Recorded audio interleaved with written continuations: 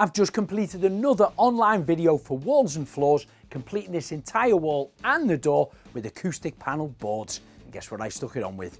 3C's multi-use. Start by measuring the area up and pace out where your panels are going to be. Start applying the adhesive with a line across the top, zigzagging across around about 300mm apart. This is spreading it evenly across the wall. Once you've done this, then apply one continuous line all the way around the outside edge, about 50mm from the edge. Place it into position, tap it all over with your hand, check that it's perfectly upright with your spirit level, and then you can drive a couple of drywall screws, top and bottom of it, to hold it in place until the adhesive is dry. These can be taken out at a later stage or left in. Now, the purpose of this video was originally to clad the entire wall and cover the door, so you may have to do some cuts around doors or windows. A quick tip to get a nice clean edge. Place some masking tape across the line, score it with a trimmer knife, and then cut it down with a handsaw.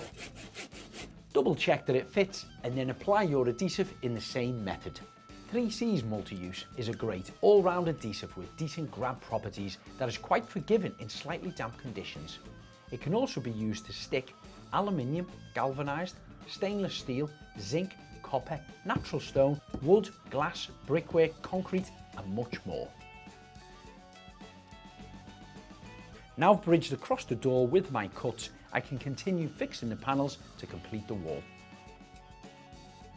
3C's multi-use contains an anti-mold fungicide additive to allow it to be used for sealing and bonding in areas with high humidity or prone to excess moisture, such as bathrooms, kitchens and even wet rooms.